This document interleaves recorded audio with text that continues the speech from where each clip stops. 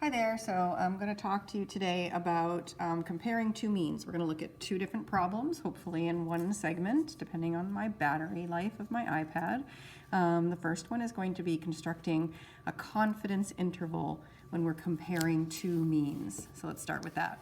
So here we have a situation where there's a preserve, and they would like to know in this preserve if the trees differ in size in the northern part of the preserve versus the southern part.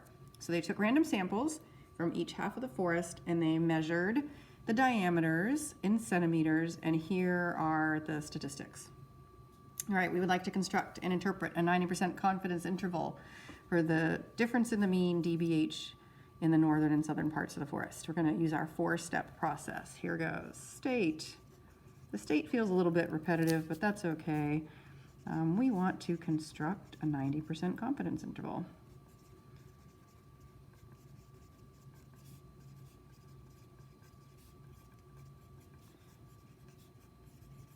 For, let's see, I'm going to say for mu1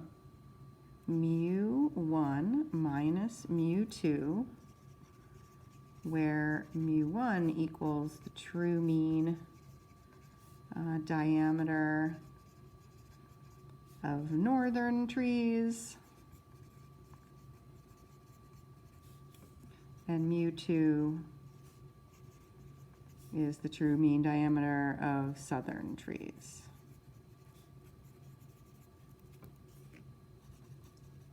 Here's our plan. We will construct a two-sample t interval. Remember, we're working with means here, so we're back to the t distribution. For means if conditions are met. So our conditions are going to be very familiar because we have constructed confidence intervals for means previously. And so we're going to have the same set of conditions. We just have to check both samples. So we have to make sure that they're both random samples, that both, if these are samples, that both of them are less than 10% of the population size. And then the third condition for means is that approximately normal condition. So we can check that one of three ways. If the population distribution is no normal, then we're good to go. If that's not true, but our sample size is greater than or equal to 30, we are good to go. If that's not true and you have the data, you can look at the two distributions and make sure that both of them show no strong skewness or outliers. So for this particular example, we are going to say these are both random samples.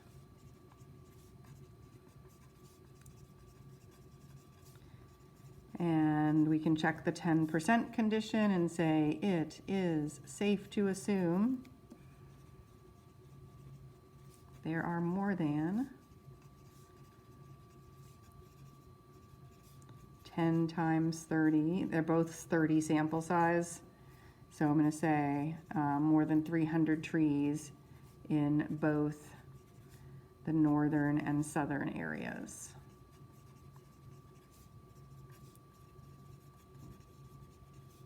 Parts of the preserve, I guess.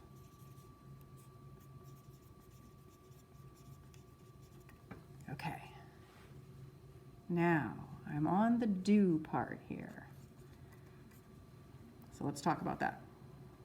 To construct a confidence interval for a difference in two means, we have x bar 1 minus x bar 2, so the means of each of the samples, plus or minus our critical t value times the square root of the standard deviation of the first data set squared over n, and then the standard deviation of the second squared over n.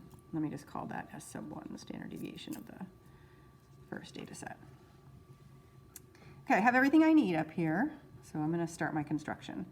So 23.70 minus 34.53 plus or minus. So now we need our critical t value, so you're going to get your table out, and you are going to look at degrees of freedom 29. Now, In this particular case, both of our samples are the same size. If you had two different sample sizes, which does happen, you want to look at the smaller sample size and subtract 1 to get the degrees of freedom.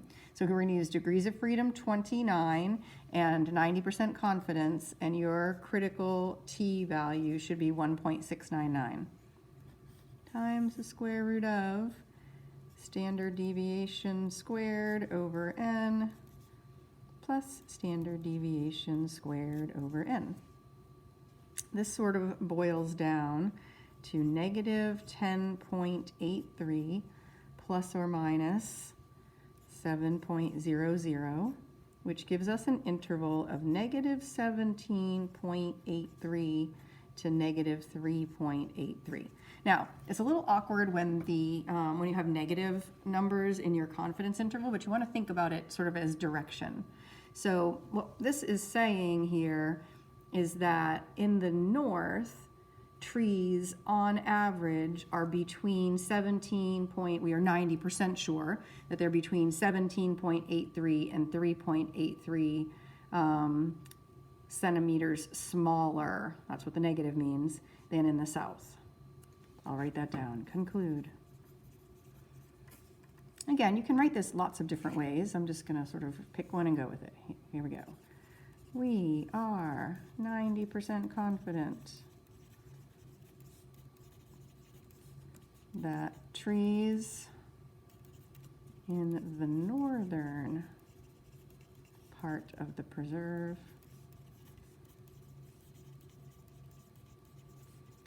are between 3.83 and 17.83 centimeters smaller than in the south. I'm going to modify this a little bit because I didn't get the word means in here anywhere, and I want to make sure to do that. So we're 90% confident that the true mean diameter of trees, there we go, I like that better. We're 90% confident that the true mean diameter of trees in the northern part of the preserve are between 3.83 and 17.3 centimeters smaller than in the southern part. Yes, done. Okay, so there is a confidence interval. Let us jump forward to a hypothesis test. All right, so moving forward and looking at this guy here. So here I have two groups. These are people that have high blood pressure, black men in particular have high blood pressure, and so they've broken them into two groups. And group number 1 is going to receive a calcium supplement, and group 2 is getting a placebo, and then we are looking to see about their decrease in systolic blood pressure. So see how it says increases appear as negative numbers? That's a little confusing, but just imagine that if you are measuring how much your blood pressure went down, if your blood pressure actually went up, that would end up looking like a negative number.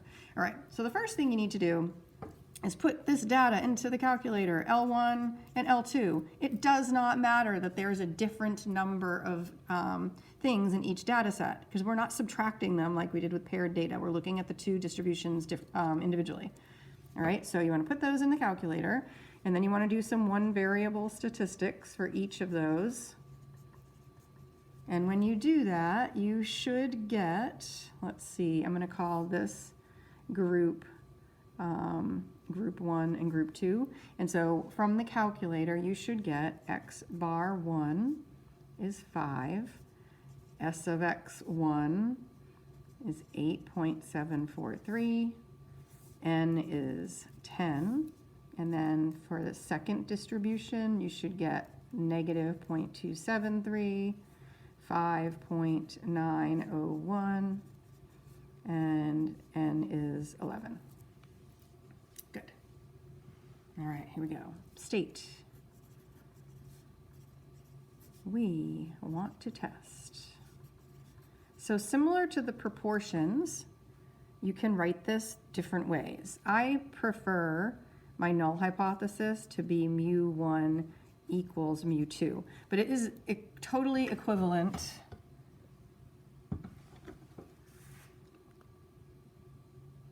What happened? Oh no, where have you gone?